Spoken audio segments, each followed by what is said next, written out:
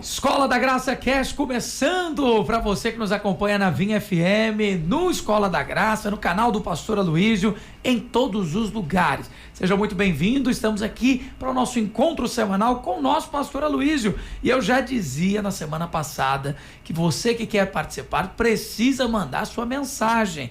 Não é possível que você não vai tirar suas dúvidas com o nosso pastor e principalmente contar o que Deus está fazendo aí do outro lado. Então a Escola da Graça Cast tem um portal onde você também acessa todo o conteúdo de palavras, escoladagraça.com. Por lá você pode fazer um cadastro gratuito para acessar todas as palavras semanais do pastor Aloísio e acesso a outros estudos, caso você queira fazer um cadastro ainda mais vitalício. Para lembrar você que Escola da Graça Cast também é transmitida no canal do pastor Aloísio do YouTube. Então acessa lá, você que ouve aqui pelo rádio, entra lá no Instagram do pastor, @Aloísia_Silva, e não fique de fora de nada. O pastor está acompanhado aqui de grandes homens de Deus, mas me permitam cumprimentá-lo primeiro. Meu pastor Aloísio, como é bom chegar à quarta-feira para nós termos essa conversa. Boa tarde, pastor. Boa tarde, querido pastor Guilherme. Para mim também é uma alegria, eu diria até uma diversão estar aqui compartilhando de algo tão maravilhoso que é o amor de Deus, o favor imerecido. Não tem nada mais sensacional do que isso. Então é um grande privilégio, alegria e eu diria agora também diversão. Que é isso? Esse é o segredo do seu ministério, pastor Aloísio? Diversão? Eu acho que esse é um dos segredos, né? Tem uma palavra que eu preguei há uns anos atrás, que eu dei o nome de as crianças do reino. E lá eu falo sobre que nós somos crianças do reino. E uma das características é que nós vivemos, mas divertimos. Aleluia. Porque você sabe, criança, não importa onde ela esteja, como esteja, ela dá um jeito de divertir-se.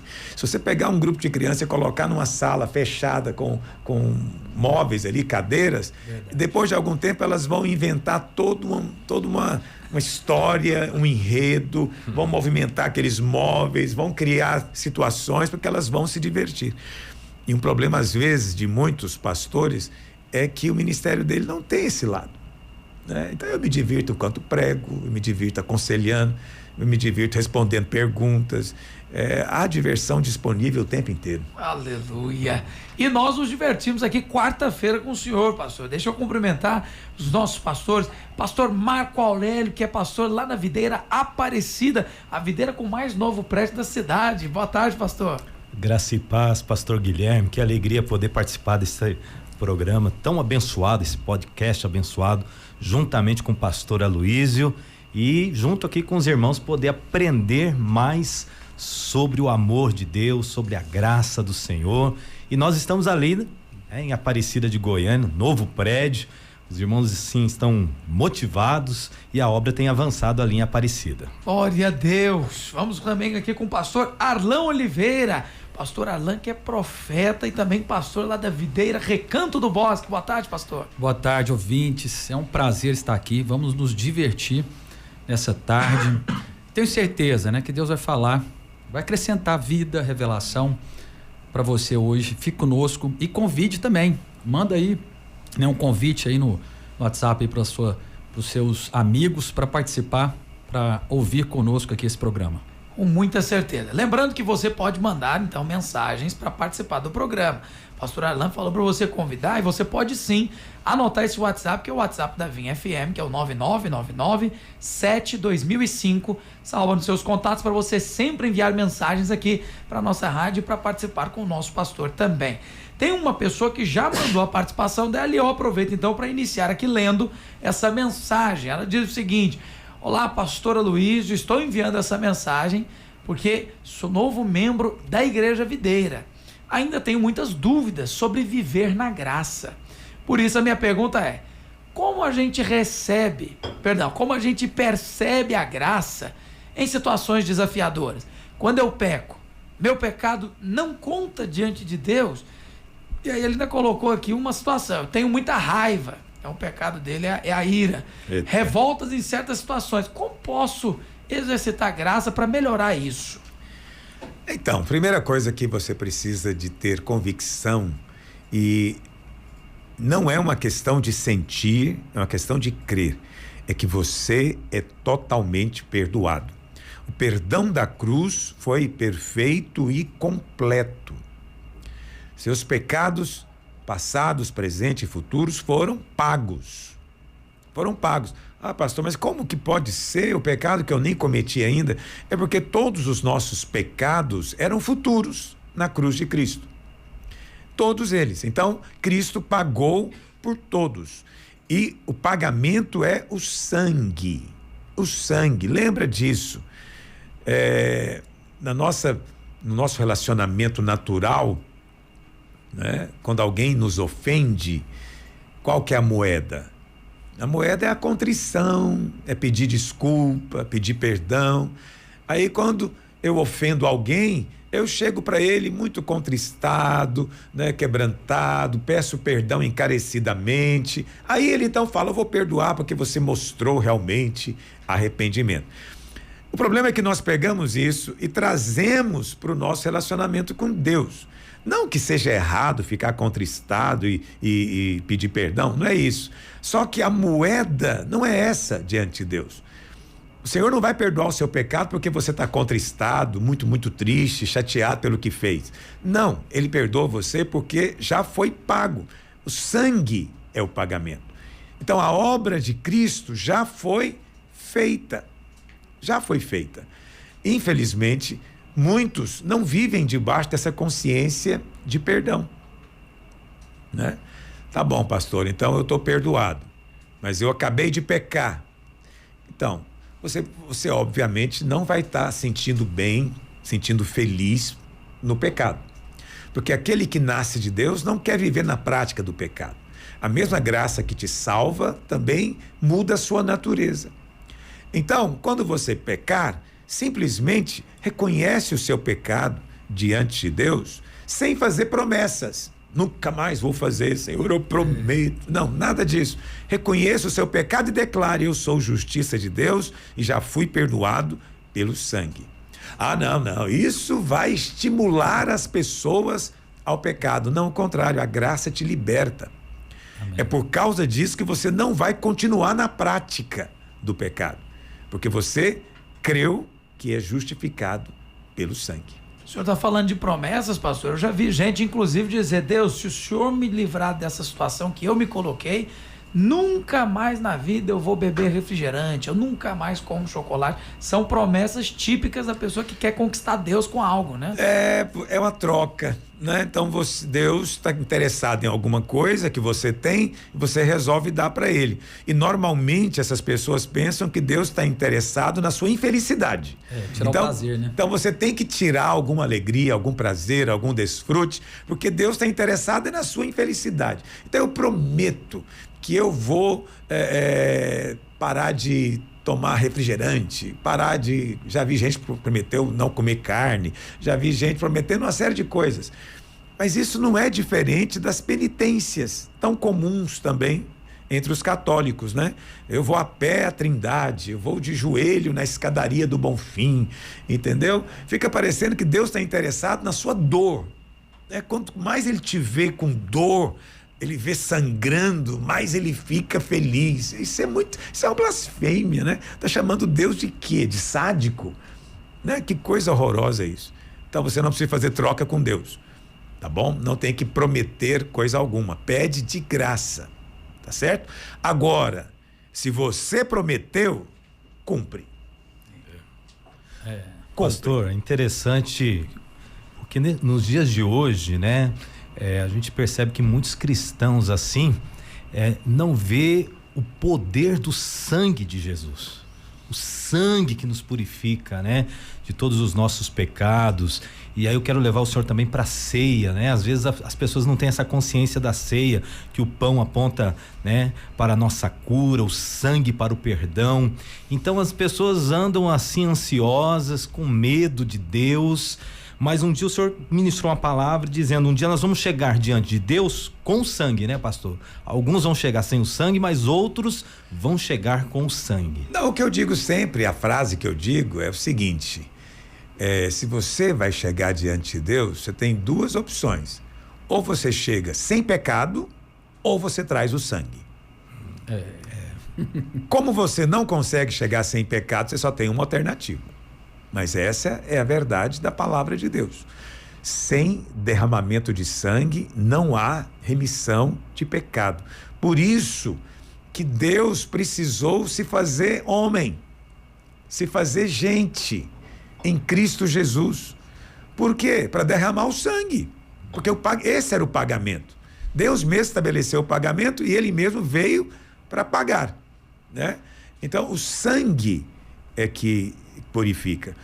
Agora, uma pergunta que as pessoas podem fazer, né? Como é possível que o sangue de um único homem foi suficiente para pagar pela vida de todos os homens? É porque você não sabe o tamanho desse homem. Esse é que é o problema. Não conhecem, não sabem quem é Jesus. Não sabem que ele é o Filho de Deus. Não conhecem o tamanho dele. Ele é tão extraordinariamente grande que ele é maior do que a somatória de todos os homens. Uau. A somatória da vida de todos não é igual a dele é maior. Não é? Ele é maior do que o nosso pecado. Por quê? A Bíblia fala que depois de sofrer toda a ira de Deus ali na cruz, Jesus continuou vivo, né? E ele, percebendo agora que tudo estava pronto, ele então entrega o seu espírito. Mas veja, ele é maior do que o pagamento. Sim. Ele é maior. Então, você pode ter certeza que todos os seus pecados, os pecados, na verdade, do mundo inteiro, da humanidade, foram cravados na cruz. Isso, porém, não significa que todos estão automaticamente perdoados, né? Para você ser perdoado, você tem que confessar com a boca e crer com o coração que Jesus Cristo é o Senhor, como está lá em Romanos 10. Então, quando você crê, você apropria, e aí então você é salvo. Mas as pessoas que estão lá fora no mundo, elas são perdoadas, só que elas não aceitaram o perdão. A dívida delas foi paga, mas elas não aceitaram esse pagamento. Elas querem elas próprias pagar. Ao rejeitarem, elas estão insultando o Filho de Deus, blasfemando contra a sua obra e de maneira arrogante dizendo que elas mesmas podem se salvar, resolver o próprio problema. Que loucura. É loucura, completa loucura. Pastor, é impressionante como o nosso Deus e Pai, né, Senhor Jesus Cristo, ele se agrada com o aroma que sai da cruz, né? Que emana da cruz, né? O sacrifício, ele sobe como um aroma. Você que está nos ouvindo aí, ele sobe, é como se fosse um aroma agradável ao Senhor. Então não tem nada melhor do que nós podemos apresentar para ele do que o sacrifício. É como se fosse o que o Senhor mais espera que nós viemos apresentar para ele, né? Então, mediante a isso, de repente você pecou, você pergunta, né? Então, como é que a gente percebe a graça em situação desafiadora? Quando você vai ter essa paz? Porque a paz só vem quando nós apresentamos esse sacrifício. Quando eu apresento esse sacrifício e falo, ó, eu sou justiça de Deus em Cristo, aí eu vou ter paz, e isso é o resultado de quem está entendendo a graça. É importante entender que não somos nós mesmos que nos mudamos, nos transformamos. E nem mudamos ninguém. Isso é importante também. Porque tem pessoas que acreditam que vão ser mudadas por um discipulador. Ah, se o pastor Aloísio me discipulasse, eu seria diferente. Não, isso é tudo carne. Isso é homem mudando o homem. Então, você não se muda, não se transforma a si mesmo, e nem tampouco as pessoas ao seu derredor têm esse poder. Isso é religião de homens. Isso é obra humana. Ok? Mas a colocação que foi feita aqui é: pastor, tenho muita raiva em certas situações. Como é que eu posso melhorar isso? Como é que você pode melhorar isso? Então, primeira coisa, tira o seu foco do autoaprimoramento e coloca o seu foco em Cristo. De acordo com o ensino do Evangelho, nós somos transformados quando nós conhecemos a Cristo, quando nós contemplamos a Cristo. Está em 2 Coríntios 3, verso 18. Somos transformados de glória em glória quando o contemplamos. Então, para de olhar para si, para com essa busca incessante de autoaprimoramento, com o intuito de ser agradável e de ser aceito por Deus. Agora, é claro, você sabe que algo está errado, você não vai fazer, mas coloque a sua atenção em Cristo. Renove a sua mente com a palavra. Então, nós somos transformados, mas não como resultado do nosso esforço. Lá em Marcos, no capítulo 2, Jesus conta a parábola, né, do homem, que ele vem e semeia a semente na terra. E depois ele volta, dorme e acorda. Dorme e acorda. Até que a semente germina, sem saber ele como. Olha que coisa impressionante. Pastor, Porque o que é a semente? É a palavra. O que é a terra? É o nosso coração. O dormir e o acordar significa viva a sua vida. Aí quando você vê, de repente, você percebe que mudou, que está diferente. Isso é cristianismo de verdade. É quando você nem sabe explicar como nem quando você foi mudado, mas você foi. Mas tem gente cavucando a semente para ver, será que já foi, não foi, Deus, e agora? Não depende de você. A Bíblia fala claramente, sem saber ele como a semente germinou.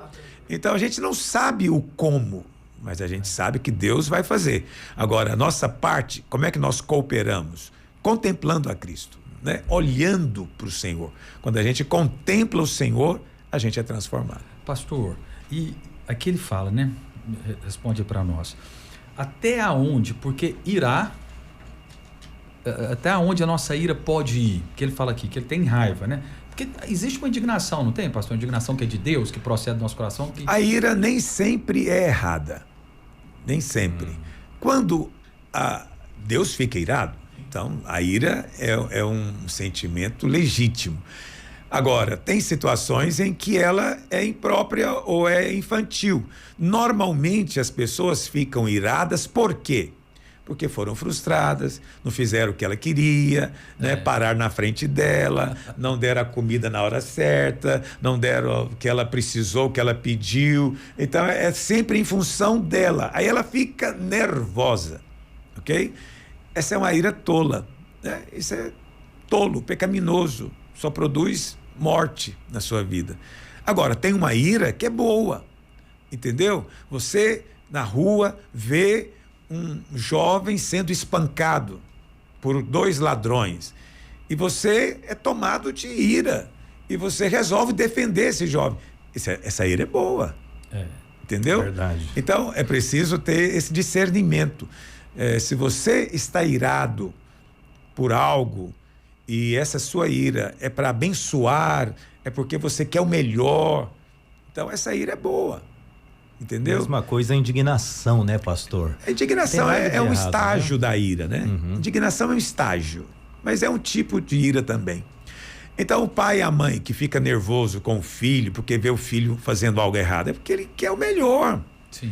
Entende? Não é Isso porque é verdade. você fez isso e eu estou agora com vergonha, ou então você quebrou o copo. Não, é porque o pai e a mãe quer que o menino cresça um homem bom, né? Então ele fica nervoso.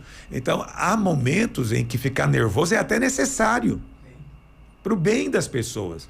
Então, por exemplo, você vê sua criança, né? Ela tem só 2, 3 anos e ela de repente resolve correr em disparada em direção à rua. O risco do acidente é muito grande. E você então dá um grito com ela e você fica bravo com ela. Por quê? Porque você a ama. Então, o amor também, às vezes, faz a gente ficar irado. Aquela criança, o adolescente, pastor, não quer que os pais entrem no quarto. Eu quero privacidade, não invada o meu espaço. E o pai descobre que o menino está fazendo coisa errada, guardando coisa que não devia na gaveta do quarto dele. Entendo.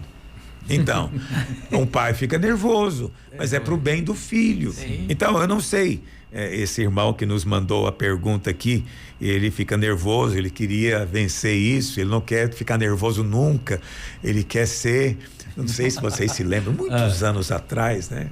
Eu já sou de outra época, tinha um seriado na televisão chamado Kung Fu. Vocês não lembram, né?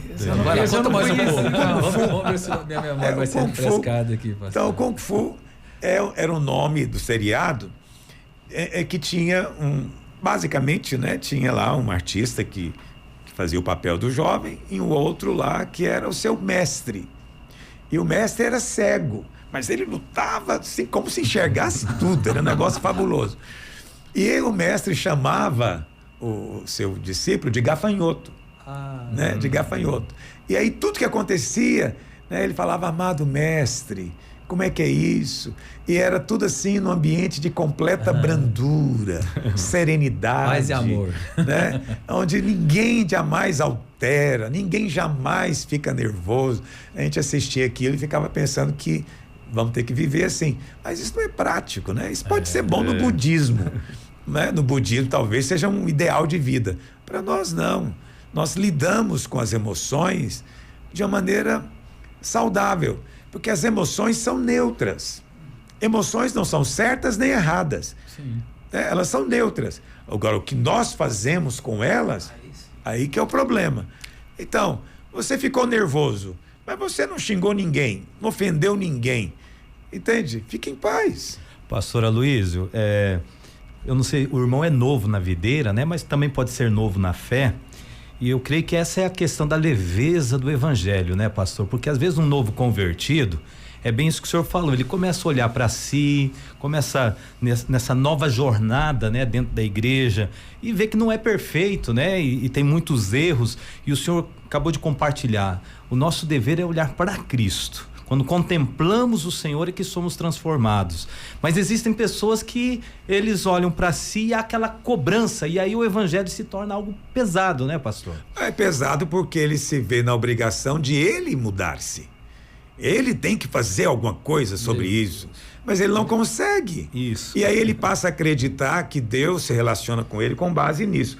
Como ele não está se comportando bem, então Deus está chateado, Deus não tá vai irado, abençoar, né? Deus não vai ouvir a oração dele. Então ele não tem fé para orar, não tem fé para pedir, ele não tem fé para nada. Por quê? Porque ele não consegue cumprir. Porque ele acredita que tudo depende dele. Esse é o tipo de pessoa que é um candidato sério a sair da igreja. Por quê? Porque ele não aguenta. Entendeu? É muito pesado. Ele vai descobrir que não dá conta.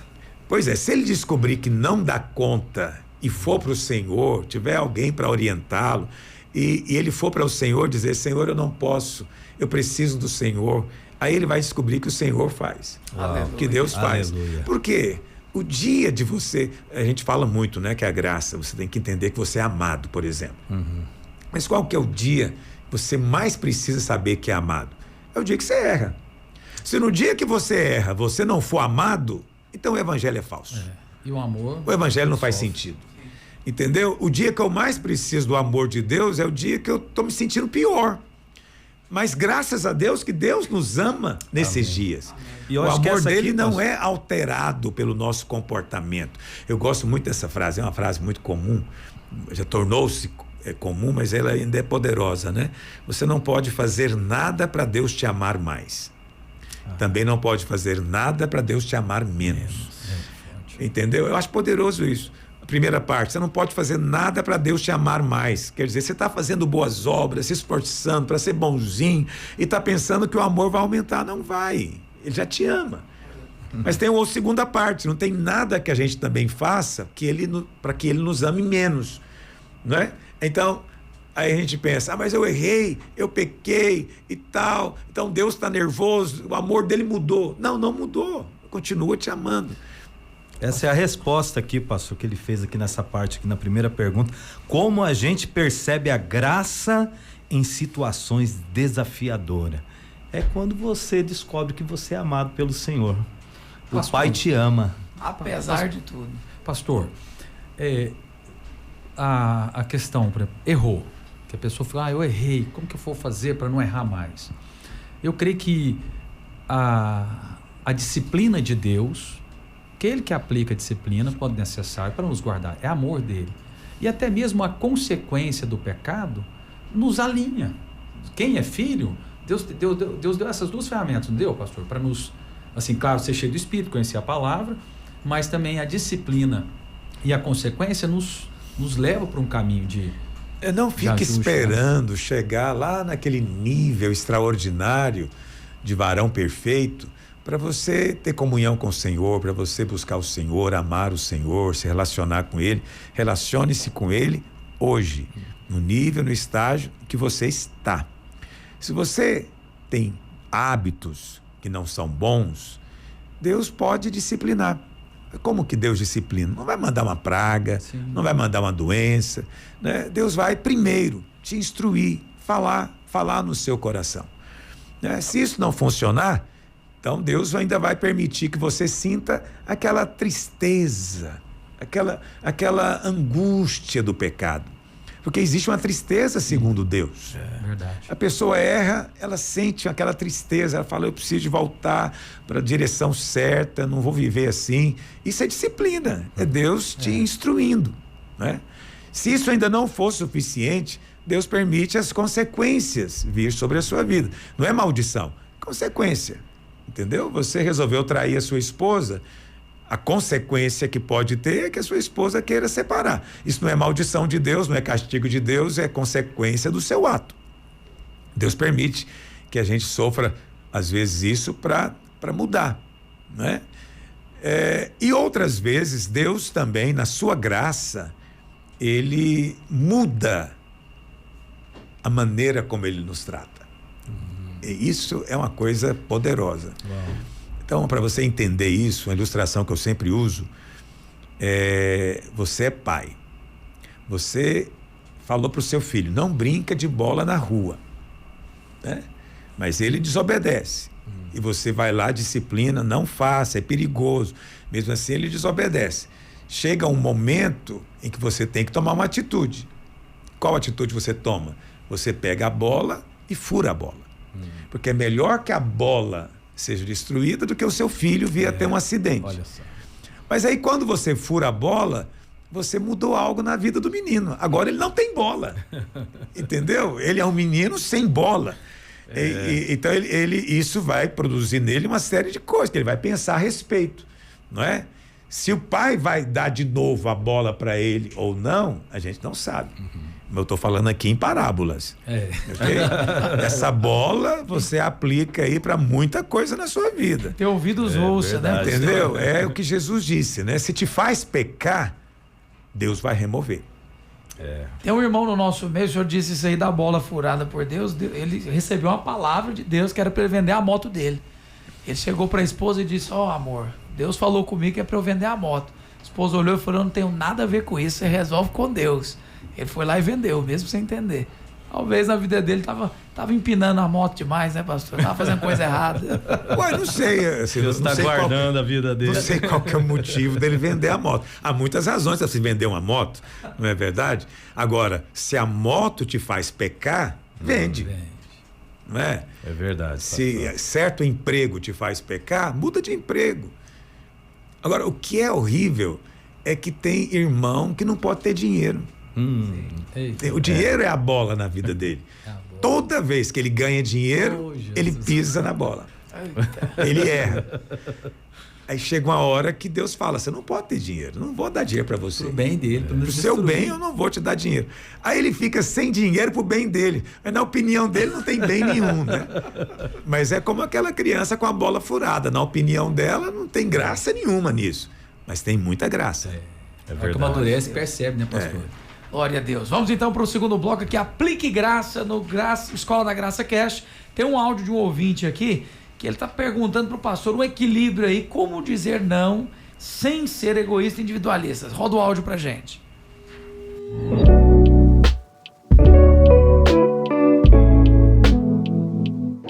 Olá, pastor Aloysio, meu pastor amado. Estou sempre aqui ouvindo a Escola da Graça, sendo abençoado. Pastor, ultimamente eu estou sem paciência com alguns colegas de trabalho, também em casa.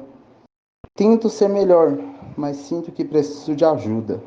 Pastor, como eu posso ensinar meu filho a dizer não em certas situações, sem contribuir para que ele se torne rude, se torne individualista? E também como posso ser mais tranquilo e andar de acordo com a graça no dia a dia. Então, as pessoas sempre querem, assim, regras, né? Que a gente dê uma fórmula. Mas o cristianismo é relacionamento. Relacionamento. Cristianismo não é seguir um código de conduta que te foi dado. Eu converti na igreja, mudei de religião e já me deram um livrinho aqui, né? Tudo que eu posso e não posso fazer. O Zé da carroça, né? Isso não é cristianismo. Preste atenção. Cristianismo é um relacionamento com a pessoa de Cristo. Então, Cristo não veio te ensinar um caminho, Ele é o caminho. Ele não veio simplesmente te dar uma vida, Ele é a vida. Ele não veio simplesmente te dar uma herança, Ele é a herança. Ele é a salvação, Ele é a sabedoria, Ele é a justificação. Quer dizer, Ele é que é tudo. Então, o que eu tenho que aprender é me relacionar com Ele. E aí, essas situações todas do dia a dia, elas começam a, como é que eu vou dizer, resolver de uma maneira espontânea. Amém. Porque assim, se você tiver que ficar pensando o tempo inteiro em alguma fórmula para como ensinar o seu filho algo, dá muito trabalho. A gente não consegue lembrar, não é verdade? Sim. Então, a pergunta, né? Como ensinar o meu filho a dizer não? Dizer não é uma coisa importantíssima na vida. Sim. Não é? Colocar limites, né, pastor? Mas você deve começar ensinando o seu filho a dizer não para aquelas coisas erradas, pecaminosas, não é? Então, olha, se algum coleguinha vir te fazer uma proposta assim, ou te oferecer algo assim, diga não, né? Você não vai porque você é filho de Deus, você é diferente. Então, o não tem que vir primeiro para as coisas ruins da vida, para as coisas realmente negativas, para as coisas realmente pecaminosas. Aí temos que ensinar o nosso filho a dizer não, não para aqueles colegas, aqueles amigos que queiram influenciá-lo. Uma vez que ele aprende isso, aí, em algum momento, mais adiante, ele vai aprender a dizer não para respeitar o próprio espaço dele. Aí já é outro nível, entendeu? Você poderia me fazer isso? Não, agora eu não posso. Agora eu estou estudando, entendeu? Então, ele vai fazer agora, vai colocar limites, pensando agora na individualidade dele. Mas isso é um segundo estágio. E esse estágio não vai acontecer com ele pequeno. Isso aí ele vai ter que já ter alguma maturidade para você poder explicar para ele, ok? Mas aí o seu medo, e se ele se tornar rude, né? Então, dependendo do não que você fala, o não tem que ser rude. Depende, tudo depende. É não para quê? Entendeu? Ah, você não quer provar aqui esse cigarro? Então, o não tem que ser um não firme, rude até, na opinião de alguém. Não é verdade? Então, é preciso entender isso. Agora, alguém te pede ajuda, né? Alguém está te pedindo ajuda, está te clamando por ajuda. Se tiver ao seu alcance, você deve fazer, né? Dizer não aí, em qualquer tom, é ruim. Não é verdade? Porque nós estamos aqui para servir. Mas também isso não se ensina para uma criança de 2, 3 anos. É porque também algumas culturas como a do Brasil, pastor, nós aprendemos também que a gente precisa agradar o máximo de pessoas possíveis. E nos esquecemos de cumprir o propósito de Deus. É terrível. Não saber dizer não é uma das pragas da nossa cultura. Você vê como as coisas são complicadas, pastor Guilherme. Vamos supor que eu chego para você e peço seu carro emprestado. Aí você fala, puxa vida, não podia emprestar o carro para ele. Vamos trocar os personagens. Eu não podia. Aí, o que você vai fazer? Fala, pastor, olha, é o seguinte, eu não posso, mas assim, vamos tentar. Aí você começa com as confusões. Vamos tentar ver aqui se a gente arruma um outro carro, como é que a gente faz? Aí não consegue. Não, então faz o seguinte, vamos conversar com o pastor Marco Aurélio, talvez ele consiga nos ajudar, o carro dele, aí você vai também, mas aí não dá certo, e de maneira que, no fim, às vezes você até diz para mim que não pode, mas aí eu te perdoo. Por quê? Você tentou. Não, Guilherme tentou me ajudar. Fez o seu melhor. Ele tentou me ajudar porque não tinha jeito mesmo. Mas, se eu chego para você e digo, Guilherme, pode emprestar o seu carro? E você simplesmente diz, não posso emprestar, pastor. Nunca mais peço nada para ele. Você está até passando mal, Guilherme. Nunca mais peço nada para ele. Misericórdia. Que pessoa horrorosa. Né? Eu pedi o carro para ele e me disse não. Quer dizer, horroroso sou eu, que não sou capaz de ouvir não. Eu me acho tão maravilhoso, tão sensacional, que todo mundo tem que dizer sim para mim, para todas as minhas vontades, né? Por quê? Porque na minha cabeça eu devo ter uns 2 anos de idade. Porque é nessa fase que você pensa que o mundo existe em função de você. Mas esse é o problema. Então, você dizer não para um parente é uma luta. Dizer não, às vezes, para um irmão é sempre uma controvérsia. Esse é um problema realmente. Não seja refém disso. É importantíssimo.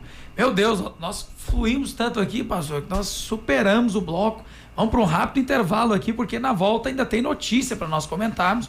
Nós temos aqui algo que aconteceu na Inglaterra, no quadro Perspectiva da Graça, um tribunal que considerou um cristão culpado por orar em pensamento próximo a uma clínica de aborto. A gente já leu os detalhes e o pastor Aloysio comenta a notícia aqui conosco sobre esse caso, né, que se tornou emblemático lá na Inglaterra. Abre intervalo, Escola da Graça Cast já volta. Acompanha na Rádio Vinha FM, no YouTube, do pastor Aloysio Silva, ou também pelo Instagram, em todos os lugares que você acessa esse programa. Seja muito bem-vindo. Escola da Graça Cast, que iniciou hoje falando com um irmão que é novo na Igreja Videira. Então deixa eu te fazer um convite, você que está escutando pela primeira vez, venha conhecer a nossa igreja. O pastor Aloysio está aqui conosco, mas ele está sempre pregando aos domingos, às 10 da manhã, na Arena Videira, aqui no setor Bueno. Por isso, você é o nosso convidado. Não deixe de vir pessoalmente para poder participar do que Deus está fazendo no nosso meio. E eu falei que na volta do segundo bloco, eu traria aqui na Perspectiva da Graça uma notícia emblemática. Então, eu já falo aqui a notícia, vou ler a manchete e o pastor Aloysio comenta na sequência. Põe na tela para mim. Tribunal considera cristão culpado por orar em pensamento próximo a uma clínica de aborto. O veterano do exército britânico Adam Smith, que serviu no Afeganistão, foi considerado culpado por orar silenciosamente perto de uma clínica de aborto na Inglaterra. O tribunal concedeu a Smith uma suspensão condicional, o que significa que ele só será sentenciado caso cometa novas infrações nos próximos 2 anos. E a alegação é que Smith violou uma ordem de proteção de espaços públicos com essa ação de orar em silêncio próximo à clínica. Pastor Aloysio, isso seria o início de uma censura do cristianismo? Não, isso já existe, né? Assim, em pensamento é a primeira vez que eu vejo. Mas nos Estados Unidos, pessoas já foram condenadas por orar, né? O juiz considerou a oração como sendo uma agressão, algo audível, todo mundo estava ouvindo. Então, o juiz considerou isso como uma agressão, a pessoa foi condenada, porque ela estava ali na frente da clínica de aborto e tal, essa coisa toda. Ela estava orando. Mas você sabe, a gente pode, em oração... dirigir a oração de uma maneira bem ofensiva. Tem várias formas, né, pastor? Tem gente que consegue ser fofoqueiro em oração. Essa é nova, contei, pastor. Ele consegue ser fofoqueiro pedindo oração. Então, ele está na reunião, ele fala, gente, vamos orar pela fulana, não sei se vocês estão sabendo, está divorciando. Misericórdia. Vamos orar por ela. Orar, quer dizer, ela fofoca pedindo oração. Entendeu? Então, assim, a oração pode ser usada para agressões mútuas, né? É verdade. Então, é como Jesus conta na parábola do pecador e o fariseu, que o fariseu ora como? Senhor, te dou graça porque eu não sou como esse cidadão aqui do lado. Olha, agora imagina. Olha a oração. Imagina. O cidadão então, olha assim. Agora imagina isso num ambiente aí pentecostal, né? Eis que te digo, eis que te digo. Então, oração não é porque é oração que você não possa usá-la para outros fins, né? Então, isso quando é audível. Agora, em pensamento, isso realmente, ele não foi julgado realmente pelo pensamento. Ele deve ter sido julgado pela postura, porque ele estava lá na frente da clínica, não sei, talvez estava com as mãozinhas juntas assim, ou de joelho, eu não sei como é que ele estava, né? Se ele estava de joelho na frente da clínica, né, ele já é considerado uma coisa agressiva, né, por essas pessoas. Talvez ele foi questionado, né? O que o senhor está fazendo aqui? Não, estou orando em pensamento aqui já. Estou orando. Nem precisa sempre estou orando, né? Agora, essa é uma questão realmente... É uma questão realmente séria. Eu me lembro também de ter lido sobre alguém que processou o outro porque fez uma oração para ele morrer. Meu Deus. Para Deus levar. E ele foi para o tribunal, porque a pessoa estava pedindo a morte dele para Deus. Então, e o juiz considerou que o cara era uma ameaça. Olha né? só. Se você consegue pedir para Deus matar, para você mesmo fazer isso, não custa nada. Assumir o lugar de Deus. Então, eu não sei como esse cidadão estava se posicionando lá, mas é óbvio que esse tribunal extrapolou muito, né, a liberdade daquele cidadão. A gente vê que não há realmente mais liberdade nesses países desenvolvidos. Então, na Inglaterra, um berço de democracia, né, um país maravilhoso, mas você não tem a liberdade mais, né? Você agora está sendo julgado pela sua postura e aí presumindo o seu pensamento, né? E isso é muito ruim. As pessoas devem ser julgadas pelas suas palavras e pelas suas ações. Um juiz deveria julgar palavras e ações, não emoções. Porque você já percebeu, as pessoas elas falam, sua opinião está me ofendendo. Então eu não posso dar opinião, porque ela está sentindo algo. Não é uma questão de sentimento, é uma questão só de palavras. Julgue as palavras. Não, essas palavras são condenáveis porque alguém se sentiu agredido com elas. Então agora eu não posso falar porque ele sentiu algo. Então vivemos na geração do sentir. Esse é um problema. Por isso que juízes acabam extrapolando. Pastor, mas é interessante que essas questões sempre acaba tratando do cristianismo, né? Porque se você for julgar, né, todos aqueles que estão pensando em alguma coisa, os muçulmanos, outras religiões, aí fica uma coisa assim insuportável, né, pastor? Mas a grande questão, a perseguição é com o cristianismo. Com certeza. A perseguição é contra Cristo, né? O mundo é inimigo de Cristo. Porque você vê, realmente, tem os cristãos que ficam protestando aí na Europa, nos Estados Unidos, de frente de clínicas de aborto, porque o aborto é legalizado. Mas tem o inverso também.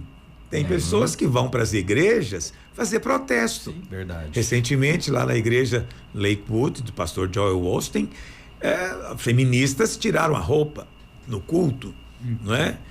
Mas ninguém vê isso como uma agressão, ninguém fala, está ofendendo os crentes. Liberdade, né, pastor? Está no direito dele, ele fez um protesto, entendeu? Eu não sei, provavelmente nem processo teve, eu não sei. Mas você percebe que a repercussão é mais a favor deles. Sim. Verdade. Então, pastor, e nós só sabemos disso que aconteceu lá porque os próprios cristãos divulgam, mas não tem nenhuma manchete oficial que dá valor e peso a esse tipo de agressão. Isso também é verdade. A mídia é completamente tendenciosa e ela é inimiga do cristianismo. Sim.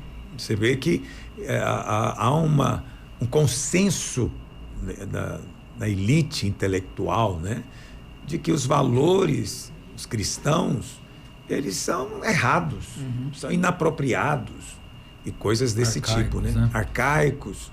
Então hoje nós vivemos um mundo que é pós-cristão. E uma coisa também que o senhor disse aí, pastor, que é a pessoa, quando ela se sente agredida, mas não consegue comprovar nenhuma violação, só isso já é motivo suficiente para que haja julgamento. Não tem materialidade mais. Exatamente. Subjetivo de Quer dizer, não deveria ser um crime eu dar a minha opinião. Né? Eu opinar a respeito de algo. Mas tem certos assuntos hoje que você não pode opinar. Você não pode discordar. Se você discorda, você pode ser processado.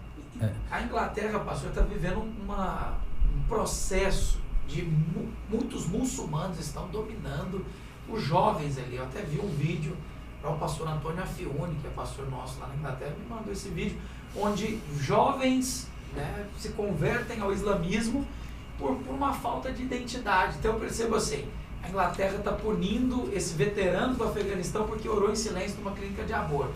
Mas infelizmente é um povo que perdeu a sua identidade, não tem mais como se posicionar, já acham que tudo é ofensivo e acabam sendo dominados por esse mundo depois. Mas hoje existe uma reação na Europa. A Europa, tradicionalmente, é um continente de pensamento de esquerda. Mas nas últimas eleições, a direita tem vencido. né, na maior parte dos países da União Europeia. E onde não venceu, ficou muito próximo de vencer. Sim. Então, a elite governante vai ter que prestar atenção. O povo está dizendo algo, né? Tem algo que não está bom, que eles não estão gostando. Sim. E, com certeza, esse aspecto, né, da imigração ilegal e da perda da cultura, né, tem sido um fator muito forte. Então, muitos desses muçulmanos, eles vão para a Europa, mas eles não querem se encaixar na cultura. Não, eles vão lá para ter a cultura separada deles. Muitos não querem aprender a língua, né? Então, você tem outra cultura. E aí, os moradores veem aquilo como uma agressão. Quer dizer, tudo bem, eles querem mudar para cá, mas se eles querem mudar para cá, deveriam assumir os mesmos valores que nós temos. Mas não é esse pensamento. Não é essa a missão deles, né, pastor? É algo que eu estava meditando aqui. Igual o senhor falou, há um pensamento que é anticristão. É a preparação para o anticristo. Porque vai condicionando a mente através da mídia, através de, né, a própria justiça de alguns países. Então, há um pensamento anticristão que prepara a vinda do anticristo. Né? Não tenha dúvida. Jesus disse, né? Quando vier o Filho do Homem, porventura achará fé na terra. Então, o que ele quis dizer com isso? Não é fé no Buda vai continuar aí, fé no hinduísmo, fé no islamismo, é fé nele. Quando ele está dizendo, quando eu voltar, eu vou encontrar alguém que acredita em mim? Ele fez a pergunta, mas a gente já sabe a resposta. Nós já temos isso, né? Bom, ouvinte, nós vamos caminhar para o final com o último bloco aqui do Isso Tem Graça. E tem um relato, é uma irmã curiosa, pastor. Está nem na pauta do senhor aí, mas eu vou ler exatamente o relato que ela pergunta de uma história que ela ouviu o pastor compartilhar em uma palavra. Vamos ver se o pastor Luiz se lembra dessa história, já que o pastor já está há mais de 37 anos pregando. Será que o pastor Luiz vai se lembrar dessa história? Solta a vinheta.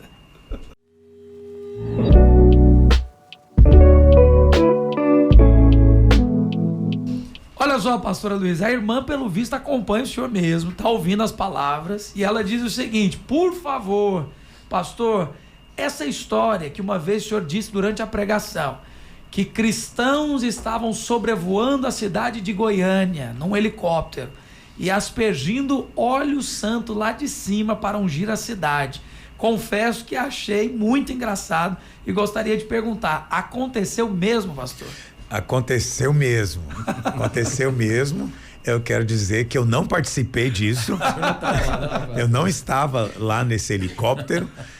Aconteceu e não foi só em Goiânia. Meu Deus. Isso foi um período que foi um movimento e aconteceu em muitos lugares do mundo afora, né? E claro, nós não ficamos aqui de fora. Mas baseado numa visão muito, como é que eu vou dizer, natural da palavra de Deus. A Bíblia realmente fala que nós fazemos guerra nos lugares celestiais. Mas os lugares celestiais não é o espaço aéreo da cidade. Sim. Entendeu? Onde os aviões voam. Não, os lugares celestiais é o lugar onde os demônios existem e atuam. Então nós atuamos lá porque nós também somos um ser espiritual e nós temos essa percepção no espírito. Então nós entramos em contato, de fato, com esses lugares celestiais, com essas criaturas, tanto angelicais quanto demoníacas. Então existe uma guerra. Mas aí esses irmãos encaram a coisa de maneira literal. É literal. Então, os lugares celestiais é o céu. Então, já que é o céu, eles pegaram um helicóptero e eles despejaram baldes de óleo, o que é contra a lei. Isso é proibido. Mas imagina, você tá andando na rua de repente você fala, meu Deus, o que aconteceu? Que jogaram em mim? Quer dizer, eu não sei. Essa é um negócio assim angustiante, mas isso de fato aconteceu e foi mais de uma vez. Meu Deus. Tem esse costume também, né, pastor? A tradição do óleo, eu acho que é importante colocar, pega o óleo ungido e unge a casa, passa nos umbrais. Sim, isso já tem pelo menos algum respaldo bíblico, né? Ainda que não tanto no Novo Testamento, mas o próprio Senhor Jesus ungiu com óleo. Tiago fala para ungir o enfermo com óleo.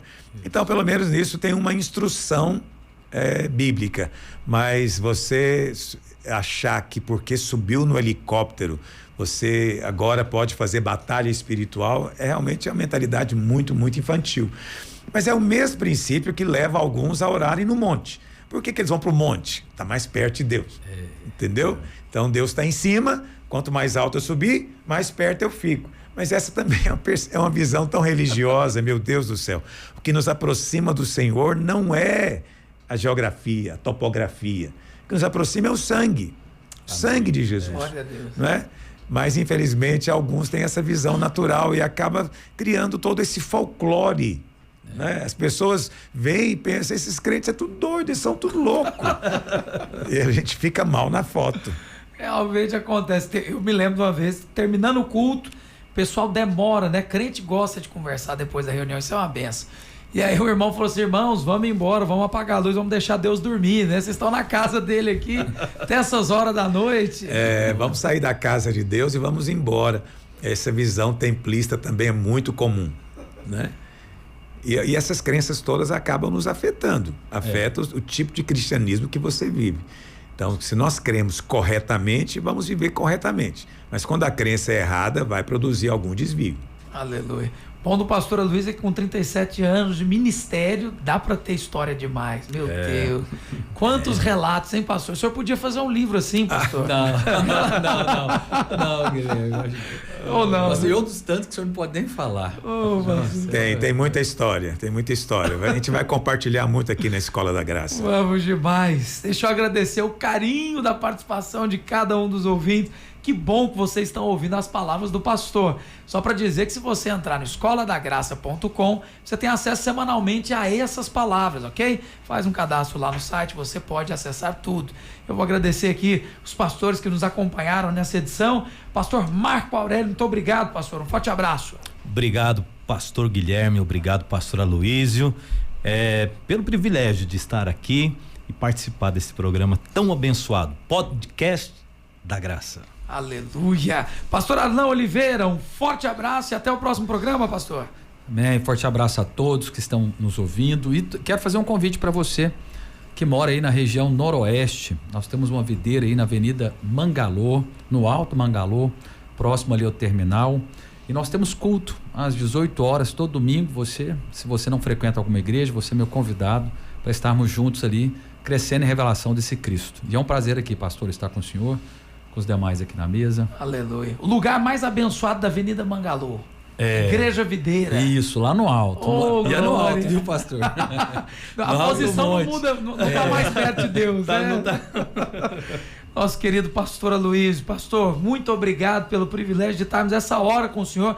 Eu tenho certeza que todos os relatos que nós recebemos durante as semanas não são por acaso. O senhor tem muita vida de Deus e uma conversa aberta dessa, sem direcionamento, né? Nós estamos aqui abrindo o coração e o senhor liberando palavras. Obrigado por esse tempo, pastor.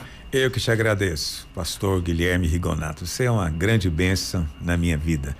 Você recebeu um dom de Deus, está exercitando para abençoar o reino de Deus. Amém. Que o Senhor continue te prosperando e te abençoando. Amém, pastor. Privilégio, que privilégio.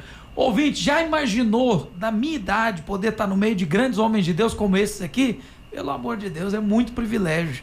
Obrigado a você que nos acompanhou. Semana que vem já sabe, quarta-feira é o nosso encontro semanal com o nosso pastor Aloysio Silva. Eu te espero. Até lá. Tchau.